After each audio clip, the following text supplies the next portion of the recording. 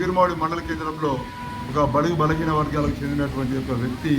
వాళ్ళ కూతురు అనారోగ్యంతో బాధపడి దాదాపు ఇప్పటికే దవాఖానల వెంట తిరిగి 2-3 లక్షలు ఖర్చు పెట్టుకున్నటువంటి ఒక సందర్భంలో పూర్తి స్థాయి ట్రీట్మెంట్ ఇచ్చేటువంటి పరిస్థితి లేక మా దగ్గర ఉన్నటువంటి స్థానిక కాంగ్రెస్ నాయకులను కలవడము, మేము ఎల్ఓసి కోసం మంత్రి గారి దృష్టికి తీసుకుపోవడము, మంత్రి గారి దృష్టికి తీసుకుపోయిన తక్షణమే 3 లక్షల రూపాయల ఎల్ఓసి కాగితాలు ఇప్పించడం జరిగింది. ఈ యొక్క సందర్భంగా మేము గౌరవ మంత్రి గారికి ప్రత్యేక ధన్యవాదాలు తెలియజేస్తున్నాం. ఈరోజు కాంగ్రెస్ ప్రభుత్వం లోపల బడుగు బలహీన వర్గాలు ట్రీట్మెంట్ తీసుకున్నా లేకుంటే ముందస్తు ఎల్ఓసి కోసమైనా ఎక్కడ కూడా జాప్యం లేకుండా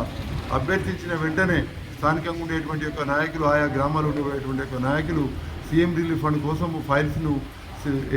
ఎమ్మెల్యే గారి క్యాంపు కార్యాలయానికి పంపించి అనతి కాలంలో తక్కువ కాలంలో 2 నుంచి 3 నెలల కాలంలోనే వాళ్ళందరికీ సీఎం రిలీఫ్ ఫండ్ ఇప్పించి ఏర్పాటు చేస్తున్నాం. అదేవిధంగా ఎక్కువ మొత్తంలో ముందస్తు ఎల్ఓసి కావాల్సిన వాళ్ళకు కూడా మేము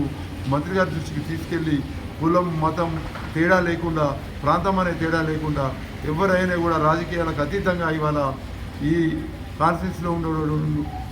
కాన్స్టిట్యూన్సీలో ఉన్నటువంటి యొక్క బడుగు బలహీన వర్గాల యొక్క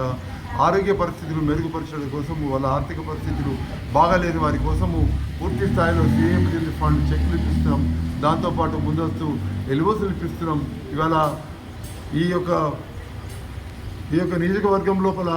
బడుగు బలహీన వర్గాల శ్రేయస్సు కోసం, వాళ్ళ అభివృద్ధి కోసం, వాళ్ళ ఆరోగ్య ఖర్చుల నిమిత్తము మంత్రి గారు తీసుకున్నటువంటి యొక్క చొరవకు ప్రత్యేక ధన్యవాదాలు తెలియజేస్తున్నాం.